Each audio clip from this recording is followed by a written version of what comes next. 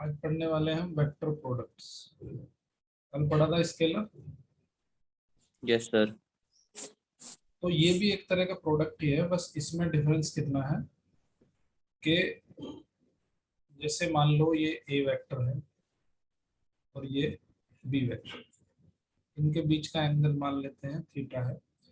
तो vector product का मतलब है कि अगर हम वेक्टर प्रोडक्ट या इसको क्रॉस प्रोडक्ट भी कहते हैं, इसका दूसरा नाम है क्रॉस प्रोडक्ट, क्योंकि वहां पे डॉट लगा था इसलिए उसको डॉट प्रोडक्ट भी कहते थे। यहाँ पे क्रॉस लगेगा इसलिए इसको क्रॉस प्रोडक्ट भी कहते हैं। तो yes sir. A vector cross B vector is equal to A B sine theta. और बिकॉज ये वेक्टर है इसलिए यहाँ पे एक वेक्टर भी लगाया जाएगा, जिसको कहेंगे हम यूनिट वेक्टर। ये एन कैप लगा दिया हमने यहाँ पे, ठीक है। एन कैप का मैग्नीट्यूड 1 है, बट ये क्या है, डायरेक्शन दिखाएगा, क्योंकि ए क्रॉस बी क्या है, ए क्रॉस बी है एक वेक्टर क्वांटिटी, यस सर। ठीक है। तो अब वेक्टर देखो, ए बी साइन थीटा तो हो गया इसके लो, बट इसकी डायरेक्शन भी तो दिखाना जरूरी है, तो उसको एन कैप से दिखाएंगे। तो A cross B is equal to A B sine theta N cap, ठीक है। Yes sir. ये होता है इसका मीनिंग। अब ए ए क्रॉस बी की डायरेक्शन क्या होगी, because it is a vector quantity, तो इसकी डायरेक्शन होना भी जरूरी है। तो डायरेक्शन इसकी always, A cross B is always perpendicular to both A and B, ठीक है। A cross B is always perpendicular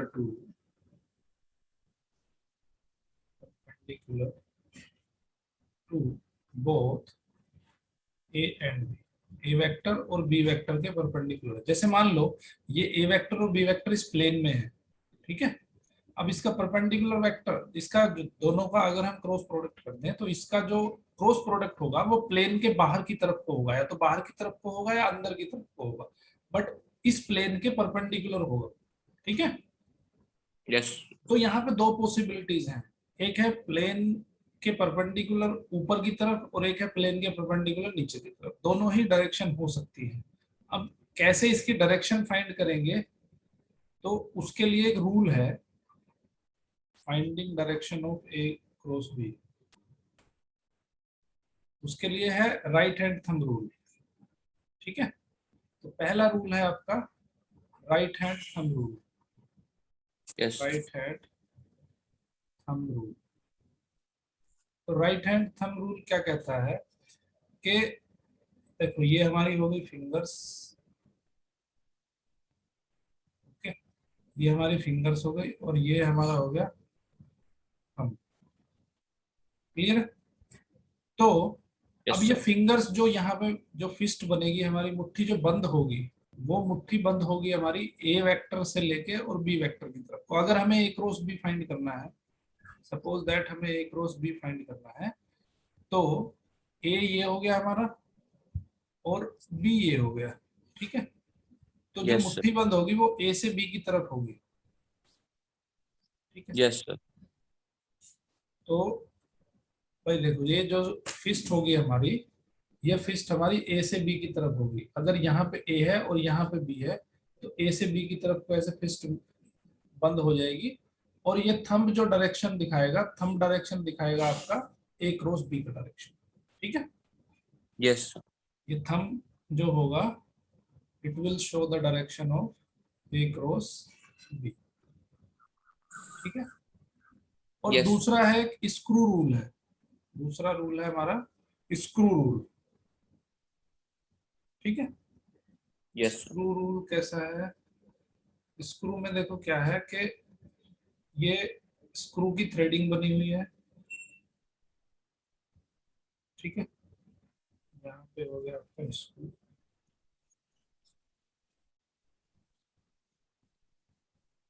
अब ये स्क्रू देखो,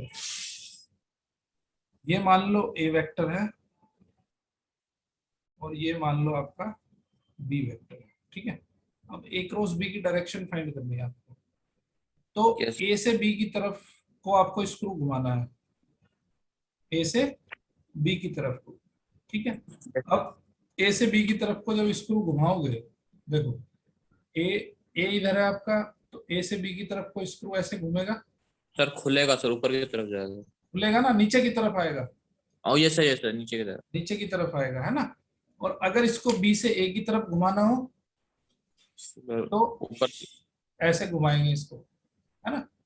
यस सर। नहीं, ए से बी तक जो होगा वो बंद होगा, ए से बी तक बंद होगा ये, yes sir. A to B, ये जो है ऊपर जाएगा, ठीक है, A sir to B going upward. Sir A to B तो सर खुलता है ना सर? देखो, ए से बी की तरफ इधर से इधर लेके जाना है आपको, ऊपर जाएगा ये, यस सर। ठीक है। यस। बी से ए की तरफ खुलेगा, तो गोइंग अपवर्ड, तो वो हो जाएगी ए क्रॉस बी की डायरेक्शन। और नीचे की, जब ये बी टू ए आएगा तो डाउनवर्ड आएगा, ठीक है। तो यस इसकी सर। मोशन जो होगी, जो इसके टिप की मोशन होगी, चाहे वो अपवर्ड हो चाहे वो डाउनवर्ड हो, वो टिप की मोशन दिखाएगी तुम्हें ए क्रॉस बी का क्रॉस प्रोडक्ट की डायरेक्शन, ठीक है। Yes sir. Clear concept? Yes sir.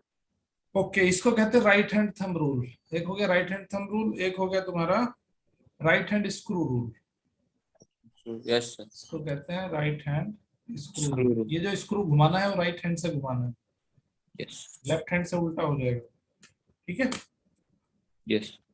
Okay, अभी इसके यूज देख लेते हैं। जैसे हमने डॉट प्रोडक्ट के यूज पढ़े थे, वैसे ही यहाँ पे इसके भी यूजेस हैं, तो इसके यूजेस देख लेते हैं हम, क्या यूज है इसके।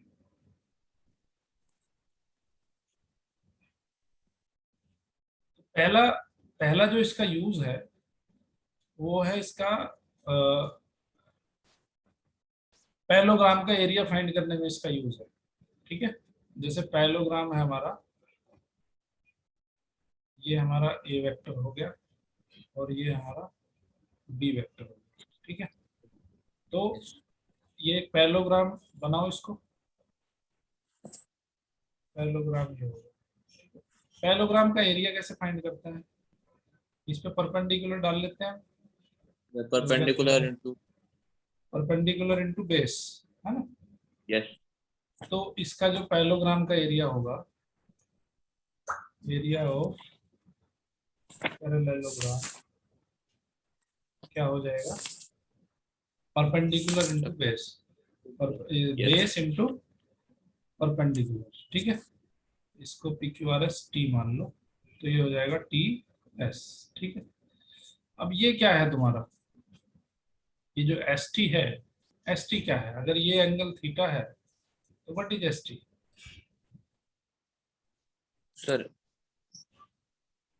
सर परपेंडिकुलर अपॉन हाइपोटेन्यूज, है ना। तो टी एस जो होगा वो Yes. क्या होगा, वो होगा ए साइन थीटा, यही होगा ना, है ना। Yes. Yes. Perpendicular upon hypotenuse, तो ये ये हो बात जाएगा टी एस आ जाएगा तुम्हारा। तो यहाँ पे एरिया ऑफ पैरेललोग्राम क्या हो जाएगा, area of parallelogram is equal to हो जाएगा तुम्हारा ए बी साइन थीटा, यही होगा ना। यस। तो इस तरह से हम इसको क्या लिख सकते हैं, हम इसको लिख सकते हैं हम ए क्रॉस बी। समझ आई बात? Yes sir. तो इस तरह से किसी पैरेललोग्राम का एरिया भी हम फाइंड कर सकते हैं। और ट्राइंगल का एरिया कैसे निकालते हैं? Sir half base into height. हाँ, तो एरिया ऑफ ट्राइंगल क्या हो जाएगा, हाफ। अब देखो इसमें हम मोड लगा देंगे, समझ आई बात, ये मोड है ना। Yes sir. क्योंकि अगर हम इसको खाली लिखेंगे तो ये फिर हमें एन कैप लिखना पड़ेगा। मोड का मतलब है, मॉड्यूलस का मतलब है खाली ये मैग्नीट्यूड है। तो एरिया ऑफ मैग्नीट्यूड है। ट्राइंगल हो जाएगा तुम्हारा हाफ ए क्रॉस बी का, ठीक है। तो ये दो चीजें याद रखनी है, यहाँ से इसकी हेल्प से हम एरिया ऑफ ट्राइंगल निकाल सकते हैं, एरिया ऑफ पैरेललोग्राम निकाल सकते हैं, ठीक है। Yes sir. ओके, अब कुछ और इसके एप्लीकेशंस पढ़ते हैं। और एप्लीकेशन क्या है, जैसे कल हमने फॉर्मूले बताए थे, ठीक है। जैसे टॉर्क है पहला, टॉर्क, टॉर्क पढ़ा होगा तुमने, टो से इसे डिनोट करते हैं। तो टॉर्क होता है force into displacement, force into Yes. Displacement, है ना। Yes, sir. तो फोर्स कैसी क्वांटिटी है, force is a scalar quantity, displacement is also a scalar quantity, और torque Sir, is also a scalar, sorry sorry sorry sorry, scalar नहीं, vector, sir, force vector है sir. Torque vector है तुम्हारा। तो ये दो सारी की सारी ही वेक्टर क्वांटिटी है।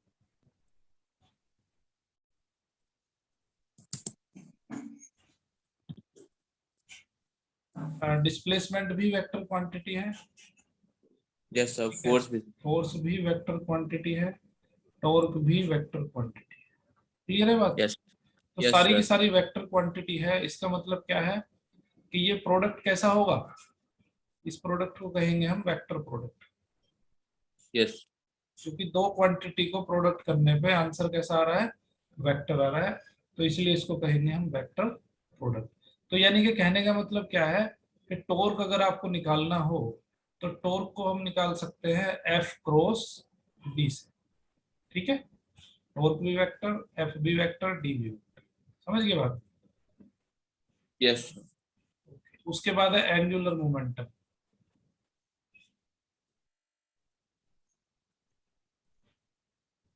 एंगुलर मोमेंटम, एंगुलर मोमेंटम तुम्हारा होता है पोजीशन मोमेंटम। ये एंगुलर मोमेंटम को अगर एल से डिनोट करें तो एल इज इक्वल टू होता है R cross P, R cross P, ठीक है। आर क्या है, डिस्प्लेसमेंट वेक्टर, ठीक है, Yes, sir.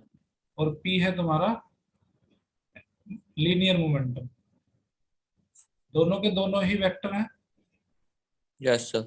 तो इस तरह से हमने एंगुलर मोमेंटम भी कैलकुलेट कर सकते हैं, ठीक है। एक है instantaneous velocity, instantaneous velocity, v is equal to R omega पढ़ा है ना, Yes, sir. v is equal to R omega, ठीक है। अब यहाँ पे देखो इसमें क्रॉस लग जाएगा, क्योंकि r भी तुम्हारा वेक्टर क्वांटिटी है और ओमेगा भी तुम्हारा वेक्टर क्वांटिटी है, ठीक है। तो ये हो जाएगा r क्रॉस ओमेगा, क्योंकि दोनों के दोनों ही, ये r क्रॉस ओमेगा नहीं, ओमेगा क्रॉस r लगेगा इसमें। अभी समझ में आएगा कि r ओमेगा क्यों नहीं लिख सकते इसको, ओमेगा क्रॉस r, ठीक है, समझ गए बात। तो इस तरह से हम क्रॉस प्रोडक्ट का यूज करते हुए अलग अलग क्वांटिटीज की वैल्यू फाइंड कर सकते हैं। क्लियर है। Yes, sir. चलो नेक्स्ट पढ़ते हैं इसके properties, properties of vector product. जैसे वहां पे हमने स्केलर प्रोडक्ट की कुछ प्रॉपर्टी लिखवाई थी, तो इसी तरह से यहाँ पे इसकी भी प्रॉपर्टीज है। पहली प्रॉपर्टी क्या है कि एक ए डॉट बी को आप वहां पे लिख देते थे बी डॉट ए, यहाँ पे नहीं लिख सकते हो क्योंकि डायरेक्शन डिफरेंट हो जाएगी। ए क्रॉस बी को लिखना हो तो हम लिखेंगे बी क्रॉस ए, समझ गए बात। क्यों Yes, ऐसा sir. लिखते हैं, क्योंकि एक डायरेक्शन है प्लेन के बाहर की तरफ, ए क्रॉस बी अगर प्लेन के बाहर की तरफ है तो बी क्रॉस ए प्लेन के अंदर की तरफ होगा, ठीक है। तो Yes, पहली sir. प्रॉपर्टी ये है। दूसरी प्रॉपर्टी है डिस्ट्रीब्यूटिव, डिस्ट्रीब्यूटिव ये होता है, ठीक है, डिस्ट्रीब्यूटिविटी ओवर एडिशन, एडिशन में ये डिस्ट्रीब्यूटिव होता है। जैसे अगर हमने लिखना है A cross B plus minus सी लिखना है हमारे, ठीक है, तो इसको हम लिख सकते हैं ए क्रॉस बी प्लस माइनस ए क्रॉस सी, ठीक है। तो एडिशन और सब्ट्रैक्शन के लिए डिस्ट्रीब्यूटिव ये होता है। क्लियर है बात। तीसरी चीज, Yes, sir. तीसरी प्रॉपर्टी क्या है, ओके, अब देखो जैसे हमने वहां पे पढ़ा था कि ए क्रॉस बी, हमने यहाँ पे पढ़ा है A B sine theta, A B sine theta, और एक यहाँ वेक्टर ये यूनिट वेक्टर लगा दिया। क्या होगा अगर थीटा 0 हो जाए, तो साइन जीरो तो जीरो हो जाएगा, यस, पूरा एक जीरो हो जाएगा। एक क्रॉस बी जो है वो आ जाएगा आपका जीरो, थीटा जीरो हो या 180 डिग्री हो, दोनों ही कंडीशन में ए क्रॉस बी जीरो होगा। तो इसका मतलब क्या है कि if A and B are parallel, A और बी अगर पैरेलल होंगे तो उस कंडीशन में ए क्रॉस बी की वैल्यू क्या हो जाएगी, जीरो हो जाएगी। ठीक है, यस सर। ओके। अगर ए क्रॉस बी परपेंडिकुलर होंगे, if theta is equal to 90 degree, then A cross B क्या हो जाएगा, ए बी, और ये हो जाएगा आपका यूनिट वेक्टर। ठीक है, ये होगी इसकी थर्ड प्रॉपर्टी। ओके, अब एक चीज और है, अगर हम वेक्टर का ही वेक्टर के साथ क्रॉस कर दें तो क्या होगा, सर जीरो, क्योंकि थीटा जीरो हो जाएगा ना। Yes sir, yes. तो वेक्टर का वेक्टर के साथ क्रॉस करने पे आंसर क्या आएगा, जीरो आएगा। ओके, तो यहाँ पे आई क्रॉस आई हो जाएगा, जे क्रॉस जे हो जाएगा, और के क्रॉस के हो जाएगा तुम्हारा जीरो के बराबर, ये सब जो है जीरो हो जाएगा। अगर इनकी एक वेक्टर के साथ, सिमिलर वेक्टर के साथ अगर क्रॉस प्रोडक्ट कर दे तो उनकी क्रॉस प्रोडक्ट क्या होती है, जीरो होती है। ठीक है, यस, यस। ओके, तो ये हो गया तुम्हारा। ओके, अब एक और प्रॉपर्टी देख लेते हैं। अगर देखो जैसे ये हो गया तुम्हारा आई, हाँ, ये हो गया तुम्हारा जे, और ये हो गया तुम्हारा के। तो इसमें क्या है, एक ये सर्कुलर फैशन मेंटेन करता है। सर्कुलर फैशन का मतलब क्या है कि अगर आई क्रॉस जे करेंगे, आई क्रॉस जे, ठीक है, तो आई यस, क्रॉस जे और जे क्रॉस के और के क्रॉस आई, तो ये कितना होगा, सॉरी सर। एक minute, I cross J is equal to होगा माइनस जे क्रॉस आई। ठीक है, माइनस सर। हाँ माइनस, क्योंकि ये देखो इसका वो चेंज हो गया ना ऑर्डर, भाई ए क्रॉस बी यस, को माइनस बी क्रॉस ए लिखते हैं ना। Yes sir. सिमिलर फैशन में अगर जे क्रॉस के लिखे तो इसको लिख सकते हैं माइनस के क्रॉस जे। ठीक है, यस, और के क्रॉस आई को लिख सकते हैं माइनस आई क्रॉस के। ठीक है, लेकिन अगर इसका देखो ऑर्डर चेंज होता है,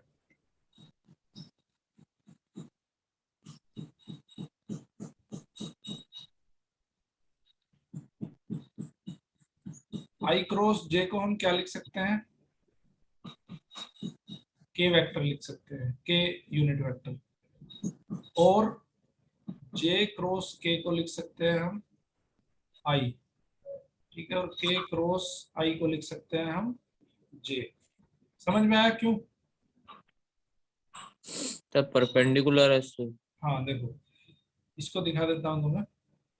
आई क्रॉस जे को क्या लिखेंगे, आई का मैग्नीट्यूड, जे का मैग्नीट्यूड इंटू साइन थीटा, तो साइन 90, साइन 90 की वैल्यू 1, और इसके परपेंडिकुलर वेक्टर, आई और जे के परपेंडिकुलर वेक्टर कौन सा है, आई के सर। के है ना। तो इस तरह से आई क्रॉस जे की जो वैल्यू आ जाएगी वो आ जाएगी के कैप। क्लियर है? Yes sir. तो इसी तरह से जे कैप क्रॉस के कैप आई कैप के बराबर होगा, लेकिन ये सर्कुलर फैशन में होना चाहिए। आई इधर से ले लो या इधर से ले लो, ठीक है, सर्कुलर फैशन होना चाहिए। आई का जे के साथ क्रॉस करोगे तब के मिलेगा, जे का के साथ क्रॉस करोगे तो आई मिलेगा, के का आई के साथ क्रॉस करोगे तो जे मिलेगा। ठीक है, यस सर। तो ये चीज भी आपको जो है याद रखनी है। ओके, अब देखो, जैसे हमने कल समझाया था कि डॉट प्रोडक्ट में क्या करते थे, उनके डायरेक्टली कोफिशिएंट का मल्टीप्लाई कर देते थे और उसको ऐड कर देते थे, तो आपका डॉट प्रोडक्ट निकल यस, जाता है। अब अगर ए वेक्टर आपका दे दिया a1 i plus A2J plus A3K, और एक B वेक्टर दिया है B1I plus B2J plus B3K। तो अब इनका क्रॉस प्रोडक्ट अगर हमें निकालना हो, A क्रॉस B, तो उसको डिटर्मिनेंट पढ़ोगे आप? डिटर्मिनेंट पढ़ा होगा, पढ़ लिया होगा ना? Determinant no sir. नहीं पढ़ा है अभी? तो इसका डिटर्मिनेंट जो होगा, अभी मैं इसको बता देता हूँ कैसे इसको सोल्व करते हैं। तो ये हो जाए, लिखेंगे यहाँ A1 A2 A3, यहाँ लिखेंगे B1 B2 B3, ठीक है? इसको कहते हैं डिटर्मिनेंट। Okay, yes. तो ए क्रॉस बी इसके डिटर्मिनेंट के बराबर हो। देखो ये ये पहला हमने लिखना है आई जे के पहली लाइन में, दूसरी लाइन में जो पहला वेक्टर है उसके कोफिशिएंट A1 A2 A3, तीसरी लाइन में जो दूसरा वेक्टर है उसके कोफिशिएंट लिखना है B1 B2 B3। तो इसको कहते हैं हम डिटर्मिनेंट। इसका नाम क्या है? डिटर्मिनेंट। यस। ये पढ़ोगे आप 11th क्लास में, डिटर्मिनेंट एंड मैट्रिसेस। तो इसको ओपन कैसे करते हैं? इसका मतलब होता है, देखो क्या इसका मतलब है, ये पहली, इसको अलोंग द रो भी हम ओपन कर सकते हैं, अलोंग द कॉलम भी ओपन कर सकते हैं, ठीक है? तो यस अलोंग द सर। रो हम देखते हैं, क्योंकि हमारा आई जे के जो है अलोंग द रो है, पहला रो हमारा आई जे के है, तो हम लिखेंगे यहाँ पे यस। आई। आई लिख के और फिर एक छोटा डिटर्मिनेंट बनाएंगे। उस छोटे डिटर्मिनेंट में क्या लिखेंगे? आई के सामने वाली रो को ढक लेंगे और आई के सामने वाली कॉलम को ढक लेंगे, ठीक है? तो क्या बचेगा? A2 A3 B2 B3, A2 A3 B2 B3। समझ में आई बात? आई वाले कॉलम को सर ढक देंगे। आई वाला कॉलम ढक देंगे तो जे के खत्म हो जाएंगे, आई वाला रो ढक देंगे, आई वाला कॉलम ढक देंगे तो A1 B1 खत्म हो जाएगा, आई वाला रो ढक देंगे तो जे और के खत्म हो जाएगा। तो क्या बचेगा? A2 A3 B2 B3, B3। Yes sir. ठीक है? दूसरे में लिखेंगे हम माइनस, माइनस फिर जे लिखेंगे। अब जे के सामने वाला रो और कॉलम ढकना है, तो रो ढकेंगे तो ये खत्म हो जाएगा, कॉलम ढकेंगे तो ये खत्म हो जाएगा। क्या बचेगा? A1 A3 A1 A3 B1 B3, ठीक है? यस अब तीसरे में लिखेंगे प्लस। सर। ये बीच में सर माइनस का साइन लगाया है क्या? हाँ, माइनस माइनस। अब सिमिलर में के को ढकेंगे, के का कॉलम और के का रो, तो बचेगा सर आपके माइनस। पास। हाँ, दूसरा माइनस लिखना है, सर जे माइनस, अच्छा यस सर। ये माइनस लिखना है। प्लस माइनस अल्टरनेट होते चले जाएंगे, ठीक है? Yes sir. Yes sir. अब इसमें देखो क्रॉस मल्टीप्लाई करते हैं, इसकी इसका क्रॉस मल्टीप्लाई करके माइनस करना है। आई लिखेंगे यहाँ यस। पे, और ये हो जाएगा तुम्हारा A2 B3 minus B2 A3, ठीक है? माइनस जे यस। कैप, और ये हो जाएगा A1 B3 minus B1 A3। यहाँ पे लिखेंगे प्लस के cap A1 B2 minus B1 A2, ठीक है? तो इस तरह से हम A क्रॉस B की वैल्यू कैलकुलेट करते हैं। अब एक एग्जांपल के थ्रू इसको करेंगे तो ये चीजें समझ में आ जाएगी कैसे किया जाए, ठीक है? यस। क्लियर है ना? Yes sir. ओके, चलो एक एग्जांपल देख लेते हैं। मान के चलो ए वेक्टर आपका है आई प्लस 2J प्लस के, एक बी वेक्टर है हमारे पास आई प्लस जे और प्लस के। तो इसको हमें क्रॉस प्रोडक्ट निकालनी है, ए क्रॉस बी हमें फाइंड करना है। तो कैसे करेंगे? तो ए क्रॉस बी किसके बराबर होगा? डिटर्मिनेंट लिखेंगे, यहाँ पे आई होगा, यहाँ पे जे होगा, यहाँ पे के होगा। तो पहले ए के कोफिशिएंट लिखेंगे, तो 1 2 1, फिर बी के कोफिशिएंट 1 1 1, ठीक है? डिटर्मिनेंट होगी। अब इसको एक्सपेंड करेंगे अलोंग रो, तो इसके अलोंग हमने एक्सपेंड कर लिया, तो क्या बचेगा यहाँ पे? इसको ढक लो, इसको ढक लो, तो बचेगा 2 1 1 1, 2 1 1 1, माइनस जे कर दो, ठीक है? Yes sir. अब क्या बचेगा? 1 1 1 1 1 1 1 1, ठीक है? प्लस के कर दिया हमने। अब के वाली रो कॉलम ढक लो, के वाली कॉलम ये है, रो ये है, 1 2 1 1 बचेगा, 1 2 1 1, ठीक है? इसको सोल्व कर लो, इसकी क्रॉस मल्टीप्लाई, इसकी इसमें मल्टीप्लाई, तो ये हो जाएगा 2 माइनस 1, माइनस जे होगा 1 माइनस 1, प्लस के होगा 1 माइनस 2, ठीक है। तो ये आ गया तुम्हारा I, ये तो 0 हो गया, 0j और माइनस k। तो इस तरह से हमें निकालना है A क्रॉस B, ठीक है। Yes sir. तो पूछता है कि find unit perpendicular vector to A and B. तो unit perpendicular vector A and B का कैसे निकालेंगे? देखो, ए क्रॉस बी क्या होता है? ए क्रॉस बी होता है हमारा ये भी साइन थीटा, और ये क्या है? Sir unit vector. यही तो यूनिट परपेंडिकुलर वेक्टर है। Yes. Unit perpendicular vector to A vector and B vector, ठीक है। तो यस सर। इसको निकालना होता है। n इज इक्वल टू हो जाएगा आपका A cross B upon A B sine, clear है। Yes sir. कई बार क्वेश्चन में ये भी पूछा जाता है कि find the unit perpendicular vector of vector A and B. चलो अभी इस पे बेस्ड कुछ क्वेश्चन देख लेते हैं, ठीक है। यस। पहला क्वेश्चन देखते हैं। क्वेश्चन हमारा, प्रूव दैट द वेक्टर्स, एक वेक्टर ए है, हमें दिया है vector A 2i minus 3j और माइनस के, और एक वेक्टर बी वेक्टर दिया है, ये है हमारा माइनस 6i प्लस 9j और प्लस 3k। हमें प्रूव करना है कि दे आर पैरेलल।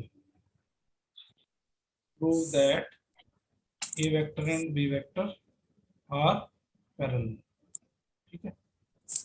करो इस, पैरेलल का मतलब क्या है? सर बीच में एंगल 0 है सर। हाँ, तो कैलकुलेट करो। Okay, we have to prove that A vector और बी वेक्टर एक दूसरे के पैरेलल। तो हम क्या करना है, पैरेलल कब होंगे? जब इनका क्रॉस प्रोडक्ट 0 के बराबर हो।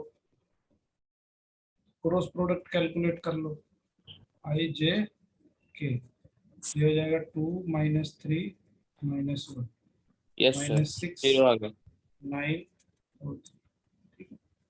यहाँ पे हो जाएगा आई, इसको कैलकुलेट करेंगे तो डिटर्मिनेंट लिख दो, -3 -1 9 3 माइनस जे, इसको लिख दोगे आप 2 -1 2 -1 और -6 3 प्लस के लिखोगे, ये में क्या लिखना है 2 -3 2 -3 और -6 9, ठीक है।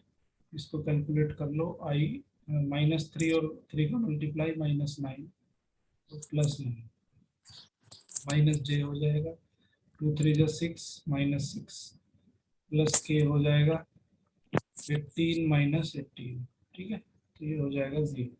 तो since A cross B is equal to 0, A cross B vector is equal to 0, so A is parallel to B vector, ठीक है।